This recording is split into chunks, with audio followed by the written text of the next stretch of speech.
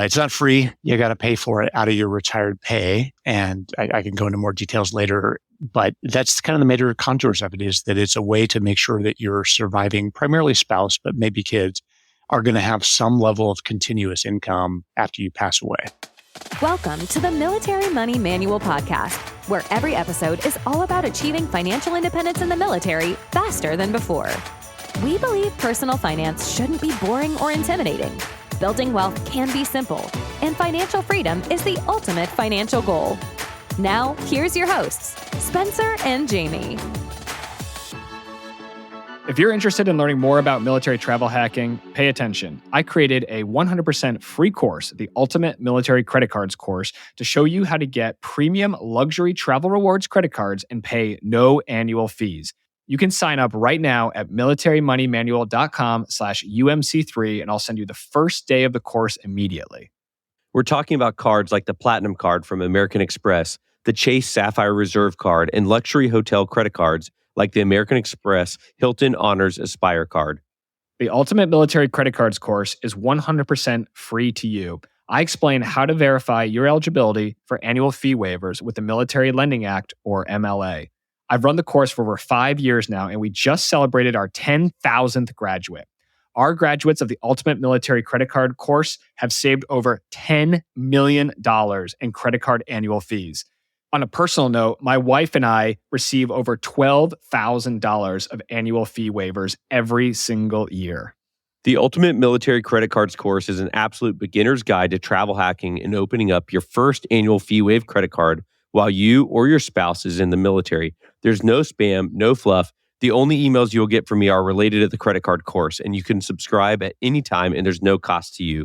You can sign up for free right now at militarymoneymanual.com/UMC3. Again, that's militarymoneymanual.com/UMC3. And now back to the show. Hello, podcast listeners. Welcome to another episode of the Military Money Manual podcast. I'm Spencer Reese, founder of militarymoneymanual.com, joined by my co-host Jamie. Today on the podcast, we have Brian O'Neill from Winged Wealth joining us.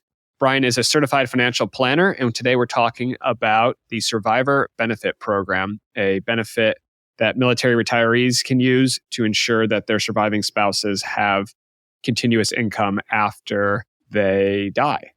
A little bit about Brian. Brian was 23 years active duty, flew F-16s and F-35s in the operational test, and also went to weapons school. He's from Kansas City, and he's married with 2 daughters living outside of Eglin Air Force Base. He's always been interested in money, but had a come-to-Jesus moment with personal finance during the Great Recession when he made the brilliant move of selling his $360,000 house for $140,000. Ouch.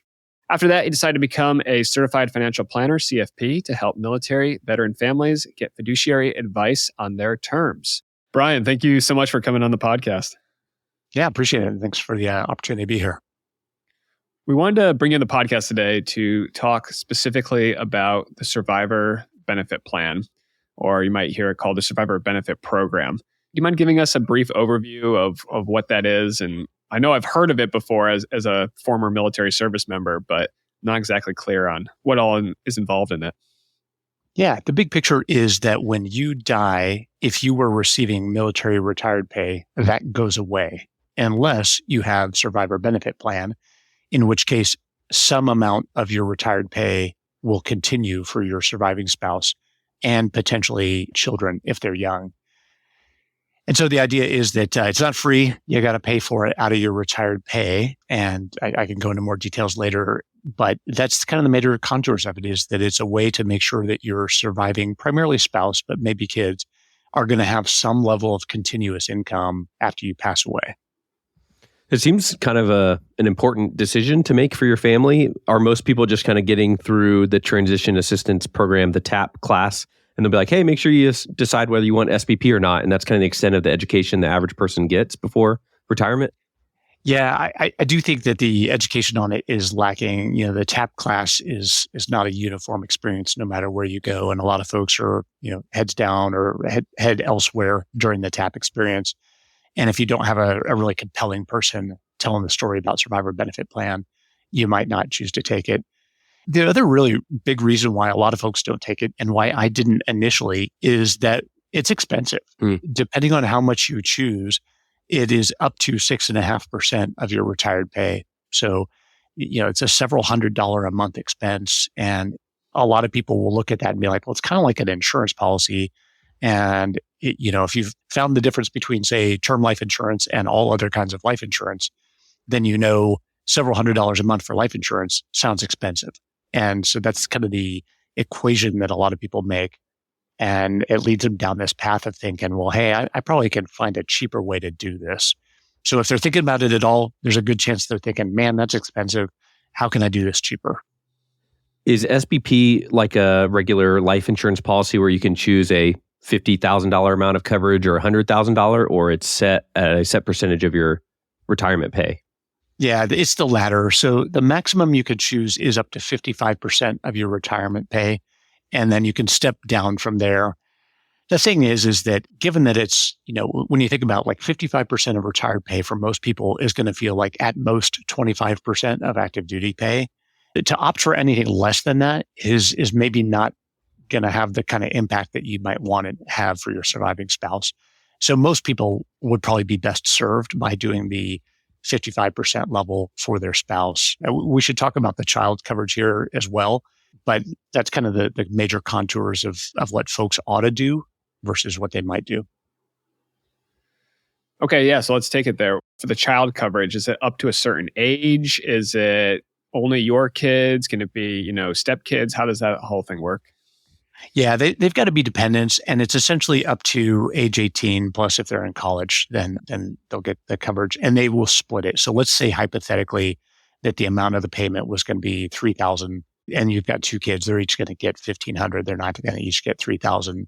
And that assumes that there's no spouse, because the spouse would get it first. So the kid coverage is sort of a goalie play, that if the surviving spouse also died, that the kids get something until they're grown and flown as adults.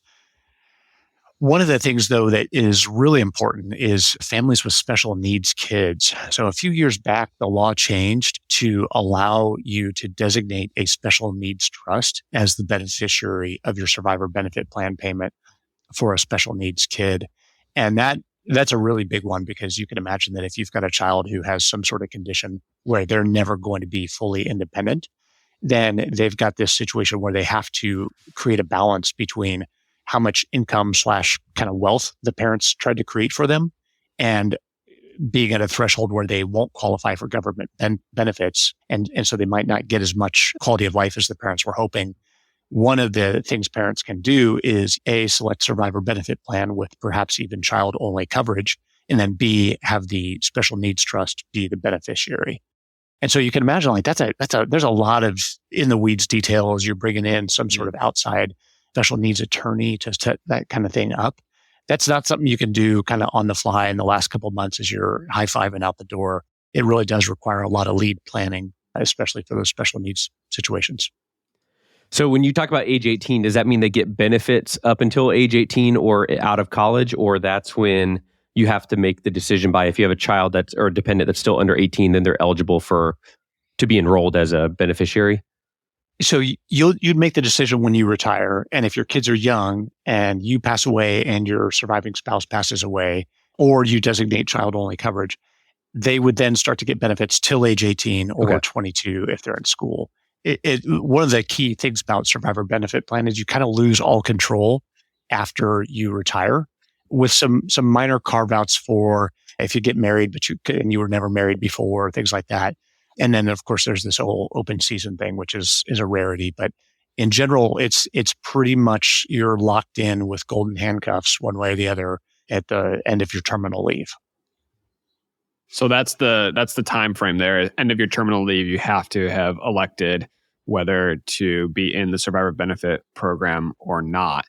Is there any resources that you point people to, or calculators, or like how do you even be? It sounds like a pretty complicated problem, and hopefully, as the service member, you never really. I don't know if this is something you want to have to deal with because you survived your spouse, or if you don't want to have to deal with this because your spouse is surviving you. Yeah. So there's a ton of great resources out there. I mean, fortunately, as you guys know, there's a pretty vibrant crowd of military personal finance bloggers, all of whom have probably written something. So if you just Googled survivor benefit plan, military, you'd find lots of good stuff. The DFAS website is probably the go-to for understanding what the benefits are. That's really where it's best articulated. And of course, you're going to get vectored to a lot of that stuff from the TAP class. They're going to tell you about it and tell you where you can learn more. On the Air Force side, the Airman Family and Readiness Center is going to have a counselor. You actually have to go in, and if you want to opt out, your spouse has to consent.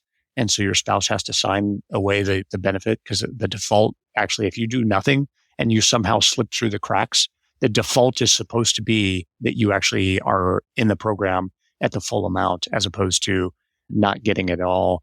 And a lot of that is just really protecting a spouse that the military member might not have been, tuning in for. So you initially made the decision to opt out of it. Can you share a little bit about why you made that decision the first time? And then maybe we can talk about the change of heart after. Yeah, totally. So another good resource on this topic, there's a book, I think it's titled Military in Transition's Guide to the Survivor Benefit Plan by Forrest Baumhover. And you can find it on Amazon for a few pesos. And Forrest did a really good job of building out some scenarios for like who might want to take it and why you might want to potentially skip it, and really does a good job. And it's a short read, it's like 50 pages.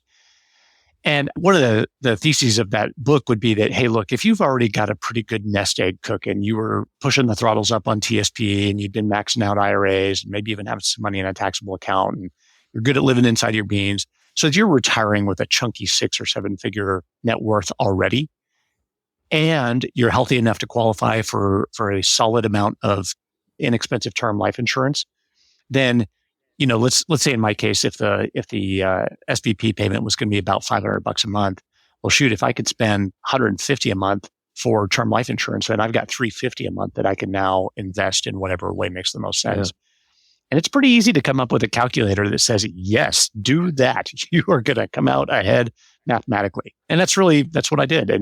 And my wife and I had lots and lots of conversations about it. But at the end of the day, she deferred to me. She goes, well, if you're the one who gets this math stuff, and if you say the math works, then yeah, I think we could enjoy an extra $350 a month. So let's do that. So that was kind of what led me to the point of like, okay, I guess we'll skip this. And to be honest, I, at that time, did not know that there was such a thing as an open season. So I really did expect this to be truly one-way door. How often do these open seasons come around? Because it's a limited window and not expected. So it sounds like maybe you got a little bit of a rare situation to have the opportunity to change. Yeah. Historically, I believe this is the third one since the first time it was allowed, and they've averaged once per decade. So, okay. And there's no compulsion for Congress to do it. And in all of the kind of bated breath anticipation of end of year legislation that was going on at the end of 2022, I didn't hear a single person talk about, oh, hey, get ready, there might be an open season. No one seemed to see it coming. And then it was like this little Easter egg that popped up.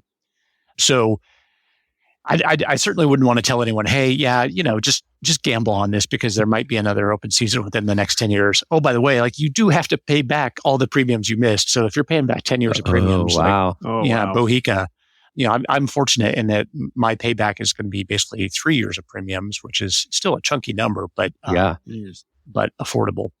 So yeah, it's the open season thing is really cool, but also like the clock is ticking. I'm not sure when this podcast will air, but given how fast government stuff goes, there's going to be lag time from the time that you put in your application to the time that you receive a quote back to the time that they actually implement it. I'm actually still waiting for them to finish my implementation because there's been a couple electronic snafus. So I would really caution anyone who's even thinking about it to at least hit the button to get their quote so that they could kind of start the timeline. Yeah, because if you wait till December, stand by disappointment. So this window ends January 1 of 2024 is what I'm seeing online. So don't wait till December 31st to hit the button. This episode should be out August of 23, so we should have a couple months if anyone is in the situation where they have the option to switch over. Yeah, good. Yeah, I would again, if there is a doubt, then there is no doubt. Like, just apply for it because there's no commitment for just asking for a quote to get back in. Good to know. Yeah, you don't lock anything in. So yeah, it's also worth noting if you're in SBP and you want out, you also can get out during this period. And so there's a lot of people who that's a good fit for. They've become self-insured, that spouse passed away and they're older, no one really relies on them for income, that kind of thing. No refund check on that opt out. No refund check. Yeah, doesn't work that way. Yeah. Now, Brian, this is paid out of your military pension, so it's Correct. Federally taxable income, right? Yeah, great point. So the premium, when you pay that 6.5%, that is tax-free. It's pre-tax, but that's a bummer because, you're skipping tax on a couple $100 a month. And then, when the spouse gets the benefit, taxable. Yeah, so it's kind of a drag. A tax drag, if you will. When you sit down with clients and you're thinking about this problem, is it mostly an emotional, psychological problem of, hey, if I pass away, I want my spouse to have reliable monthly income? Or is it mostly a math problem of, hey, look, you can buy the term insurance, you can invest the difference, and you'll be hundreds of thousands of dollars ahead, and your spouse can draw down that money, and you can show them, like, look, you'll be far better off not taking the SBP. But I know for myself, there's a huge difference between assets that are saved and invested and just a monthly stream of income.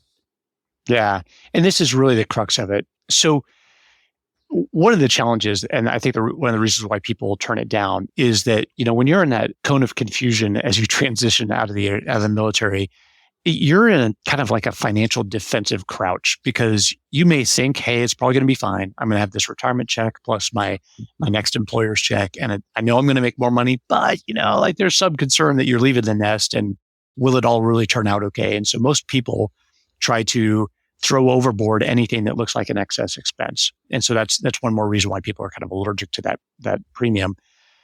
So they're trying to math optimize both for current cash flow and then, that gets you to the whole, hey, life insurance might be cheaper thing. And then, you do some math and you say, well, shoot, if I die in a couple of years and mama gets a payout of, 1.5 or 2 million, she doesn't have to invest it all that aggressively for it to throw off more money than SBP would. And so again, it's really not that hard to have a calculator that will say that. And so then you kind of get to some of the more squishy questions. And I think the important thing to take away from this is something I wrote about in my article. And that is it's very difficult for us as humans to treat our future self as anything other than a stranger. I mean, it's the reason why, we skip the gym. It's the reason why we have a few extra drinks, or we house the whole pizza. Because that future self, they could sort it out. They can get a few extra hours in the gym, or they could suck up their vacation budget down the road. So I could do a little bit more now. That's just sort of our natural tendency, and it's part of the difficulty of deferring gratification. And that's sort of fine and good when it's just you. But treating your widowed spouse, their future self, as a stranger is kind of an icky, irresponsible thing to do. And yet that's sort of what we do when we say, hey, look, good luck. Here's a one-time lump sum. And make sure you invest it wisely and don't get scammed or stolen from or anything like that. And have fun with that. And I'm sure you'll be fine. And that rolls in a couple other really key points. And one of which is that there's a lot of research, and certainly my own personal experience working with a lot of widows backs this up. But there's a lot of research that says we as people spend very comfortably and stress-free from reliable monthly income. And most of us probably remember that from our Air Force days. Check a month club, shows up, no big deal, spend it. But when it's time to start invading the nest egg, that's stressful for a lot of people. And it can be very, very stressful for widows and probably some widowers too. And then, oh, by the way, if the surviving spouse is not the one that was always the really financially savvy one, that's a lot of load for them to feel like, shoot, I got one chance to make it right with this big insurance payment. I guess the best goal is don't spend it and wait for tomorrow in case I have to spend it then. And so now they're having this sort of degraded quality of life because they're only spending what's reliable, which is probably Social Security only. And they're kind of living beans and rice when, man, it might be better if they had both a good nest egg and some more reliable income. And so that's where you kind of get into this situation of like, yeah, your spouse now might say they're comfortable investing a multi-million-dollar payout and figuring out a way, but your spouse 30 or 40 years from now might be a different person. And if you look at the seniors around us, most of them are not saying, oh yeah, so I'm 80 years old and I rip out the Wall Street Journal every day and I'm trading ETFs and, I'm doing this arbitrage there, I'm moving some options around and really enjoying all this time I'm spending, making sure that my money's optimized. Like that is not what they're doing. Yeah. So it's probably not what we're going to be doing either. Yeah, I look at the example of my father who is transitioning from working to more of a retired mindset. And he's been a saver his entire life. He's worked hard. He's got a nest egg. And now making that transition from saving and watching that number go up and up and up to starting to spend it is difficult. It's really psychologically hard. And I think I'll probably be in a very similar place because it's easy when the net worth number goes up every month and you have income coming in. But when you need to turn around and start spending some of that down, even the 4% rule, that's, could be tens of thousands or hundreds of thousands of dollars a year that you're watching your net worth drop. And okay, running all the scenarios, it's going to be fine. But psychologically, it's hard to see that number start to go down. And especially in a year where, like last year in 2022, where the market was down 20%. So making that psychological switch from saving to spending is extremely difficult. And if you provide your loved one with a inflation protected pension that is going to be paid out, I think, and especially if it moves the needle, right? Like I think what you were saying where that 55% number is probably the right move because anything less than that, they might not even notice it in their monthly budget. Yeah, I mean, I think these days, given inflation, it generally equates to, it probably pays about a mortgage payment and maybe some of the food or utilities. And so having that as like security in perpetuity is certainly a good deal. And then, it doesn't happen that often, but there are certainly folks who have unscrupulous relatives or other people in their world that will scam them out of some of their money. And so if they have a big pile, that can be scammed. Whereas it is awfully difficult to divert an entire check from the government. And even if someone was finding a way to do that, like you can revector that to a new checking account and kind of hubcap the scammer, if you will. Right. So with all those tactics of deciding and all the tools that are out there, the books you mentioned, what brought you guys to the point where you ended up changing your mind and opting into the SBP during this year's open season? Yeah, great question. Thanks. So I am a fairly new business owner, retired in 2020, and so I've been at it for a couple of years here. And as a solo entrepreneur, as the only employee in my business, the reality is like I own a job more than I own a business. And so if I were to pass away, there's not like some big payout that my wife could sell the company for.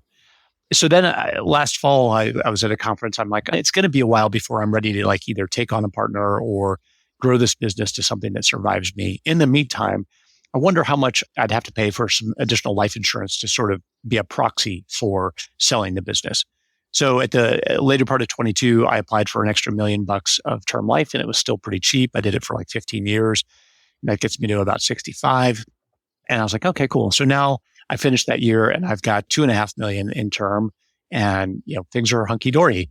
And then, like I said, first couple of days of January, people are parsing the Secure 2.0 bill, and we realize, oh my gosh, there's this open season thing in here. And I'm like, oh man, well, if it's there, I have to think about it. So of course I have fancy financial planning software and I'm jamming away on that. And again, I've worked with widows and I've seen that act, and I'm like, man, my wife is definitely not the one that wants to be sitting there moving pesos around or following the dot. So I thought, okay, well, if I apply to get back in, I can guess what the premium will be, and I know what the premium will be going forward. What if I do this again? What if I add even more term life insurance just to put myself at a place that I would say is like unimpeachable amount of life insurance? Like surely there's no way she could outspend this. And then let's compare that. And as I do the math, I'm like, yeah, okay, the $3.5 million of term life insurance is not that expensive. It's pretty cheap. And frankly, though, too, so is the SBP premium. Like paying to get back in, there's going to be the one-time fee that's going to hurt a little bit. But the monthly premium it's closer to budget dust than not. especially now that I'm 3 years on the other side of retirement. I realize that, I'm not going to fall out of the sky. There's plenty of air flowing over the wings. And so as far as like, given what I do, it would be sort of irresponsible not to try to set my wife up as well as I think some of my clients would like to be set up. And then she and I were having good conversations about it. And she was like, still like, okay, you do the math. What does the math say?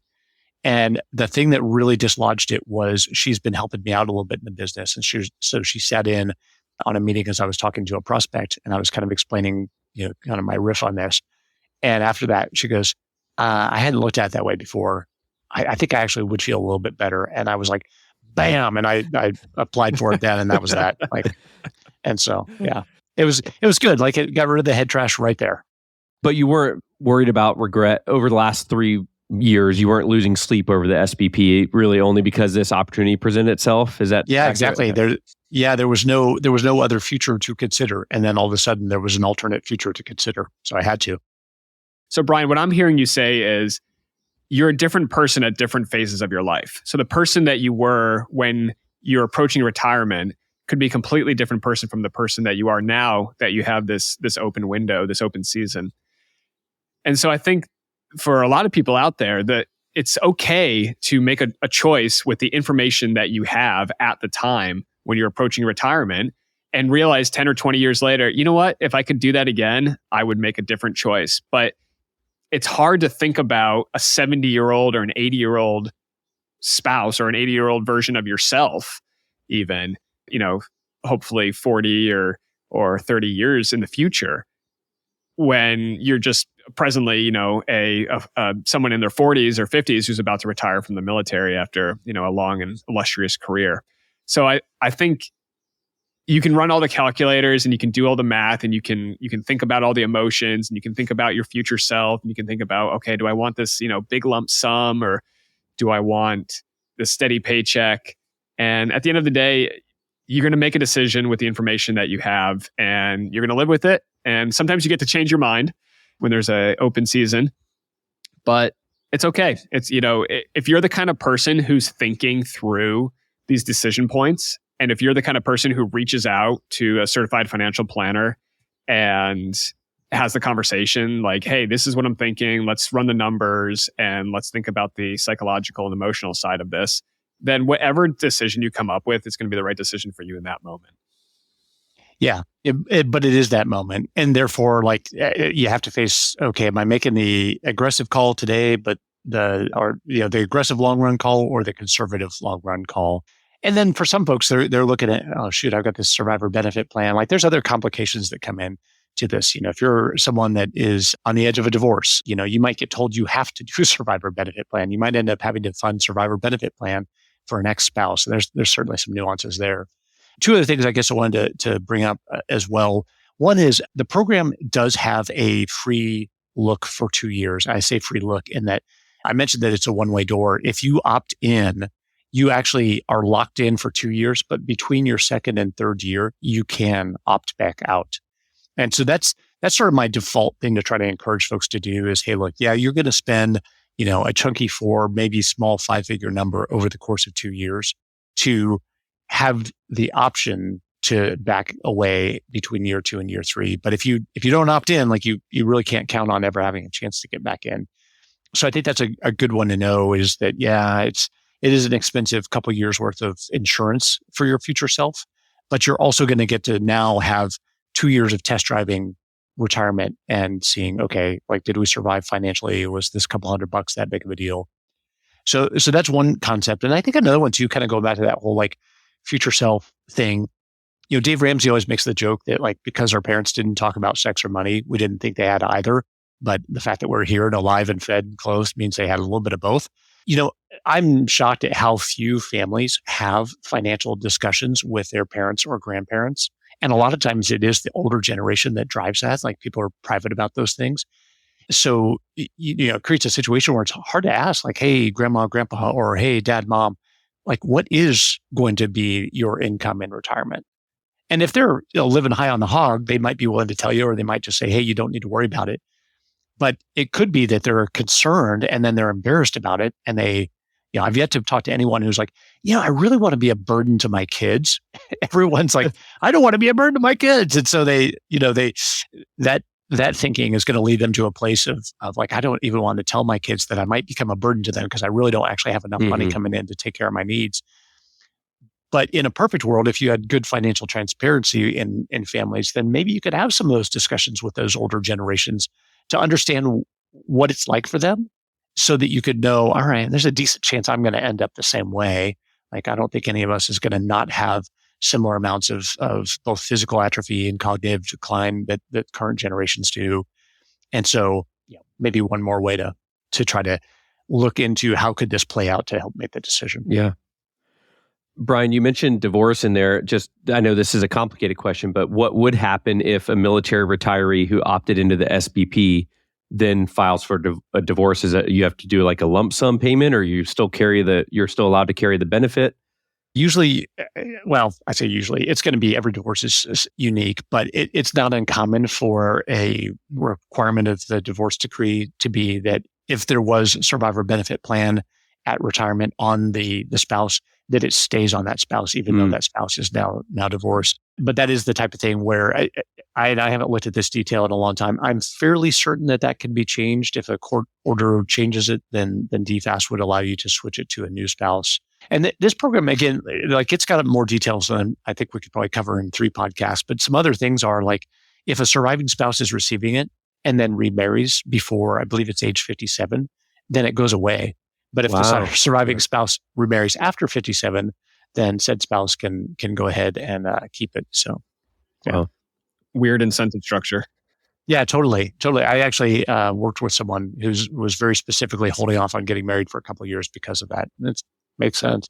Unfortunately, it meant that both she and her would-be fiance were paying tax at the single rates, which I think they might have been robbing Peter to pay Paul. But another thing about this too is the payments don't last forever. So you pay for 30 years or till you die. So if you retired at 42, you'd be done with your payments at 72. And then if you live another 13 to 20 years or so, at least that time you've got coverage, but you're not making payments.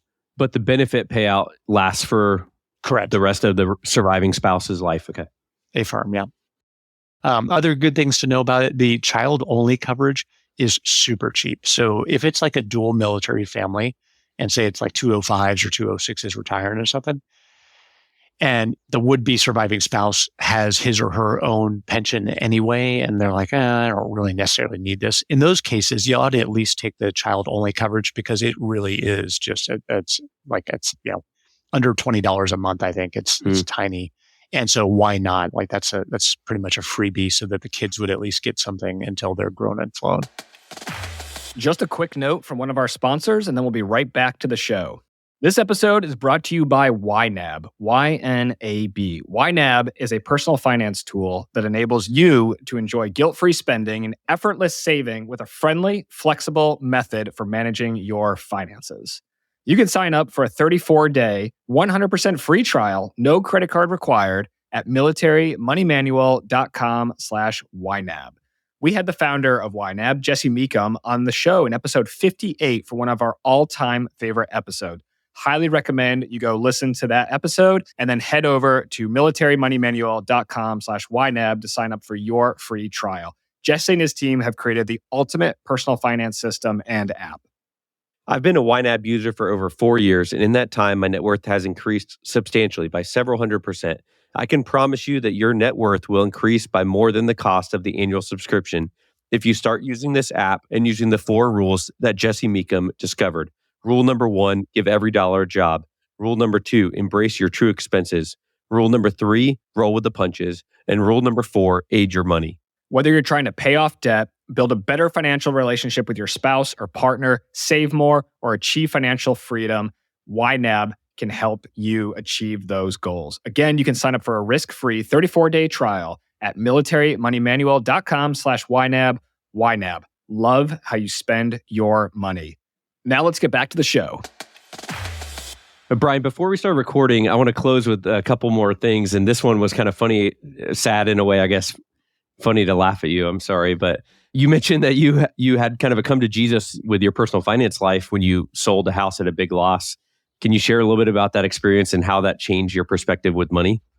Yeah, absolutely. And a lot of people spend a lot of time laughing at me, so you're in good company. Good. So at my second assignment, I was going into Eglin Air Force Base, and it was 2003. And so we did a 0 down VA loan on a house, bought the house for like 190-ish or so.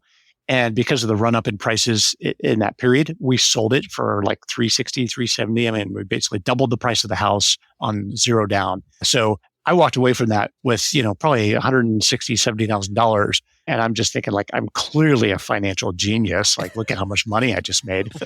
And so then, and we walked right out to Las Vegas in 2006. And I really probably should have just put it all on black. I think it would have worked better. But we bought a house for about 360.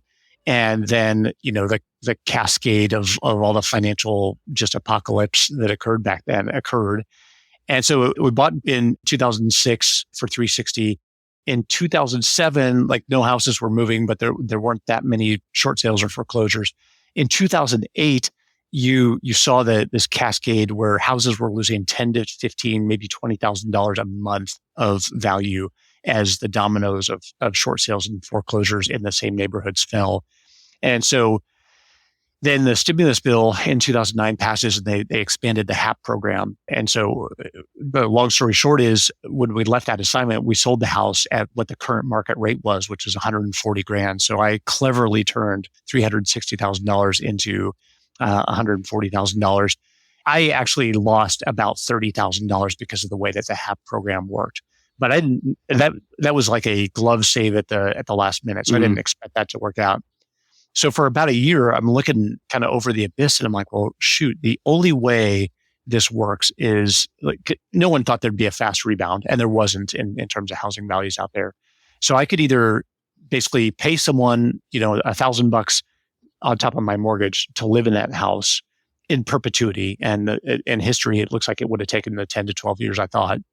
Or I can cash in everything my family has, IRAs, TSP, 529s, and come to the closing table and get away at basically a zero net worth after having, saved and invested for 12 years. And so that just felt ruinous. I really felt like I had just screwed my family by walking into that trap. The reality is I got a glove save at the end, but I spent so much time kind of starting to go to school on all things personal finance as trying to understand, how did I get my family here? How would I avoid this in the future if I do have to rebuild from zero? And that started a journey. I got really into Dave Ramsey, taught his classes, really enjoyed the opportunity as a commander a couple times to try to help my troops as much as possible, be just very kind of personal finance forward and such. Then eventually decided to become a certified financial planner as the natural course of maybe just making sure that, like, I paid my penance for a pretty bad move. Oh, like Batman, it's a fantastic origin story. Yeah, so he's a lot cooler, but I do appreciate the nod. Yeah, I'll have to come up with something there, like, I'm financial Batman. Brian, thank you so much for coming with us today. Before we close, I just want to ask where people can find you. What are you working on right now? Any other areas you want to point people to learn more about what you're doing in your work?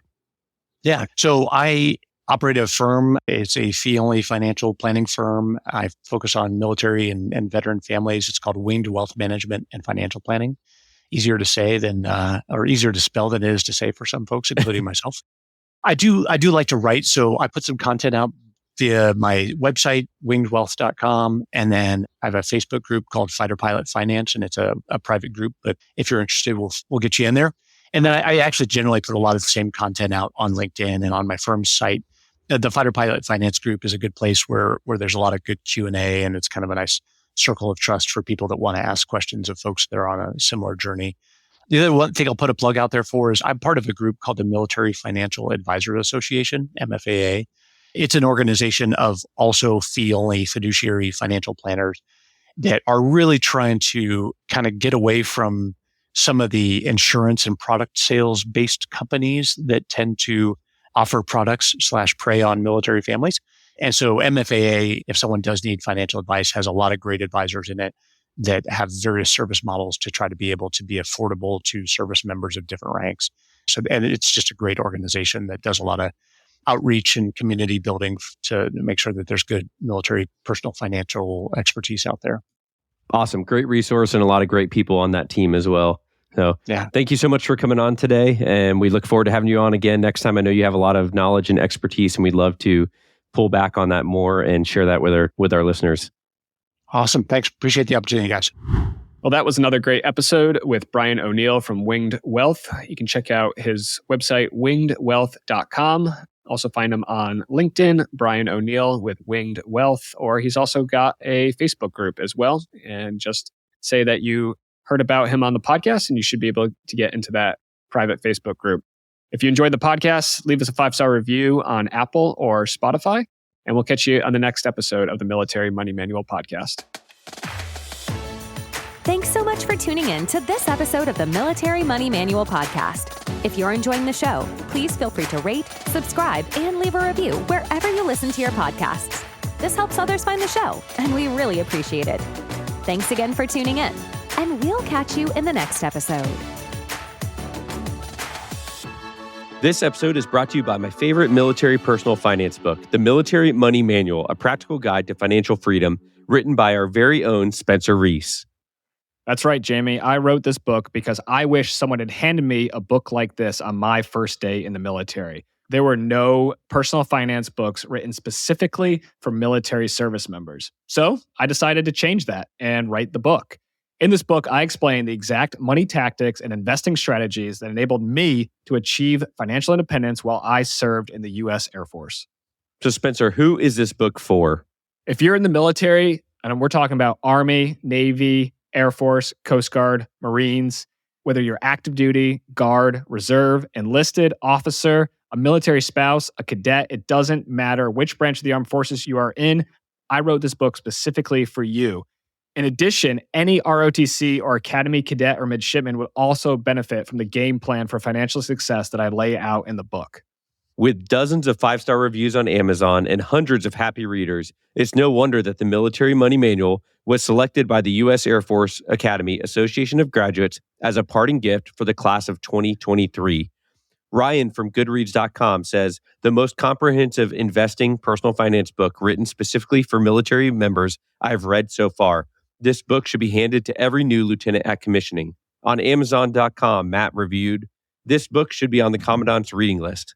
And lastly, Jonathan on Amazon said, this is the book I wish I read when I joined. The Military Money Manual is available on Amazon, Audible, and my website in hardcover, paperback, ebook, Kindle, and audiobook. Podcast listeners are eligible for a special discount by using promo code PODCAST when you purchase the Military Money Manual on shop.militarymoneymanual.com. Again, that's the Military Money Manual, available on Amazon and shop.militarymoneymanual.com with promo code PODCAST. The views and opinions presented here are those of the speakers and do not necessarily represent the views of the DoD or its components. Reference to any commercial products or services does not constitute DoD endorsement of those products or services.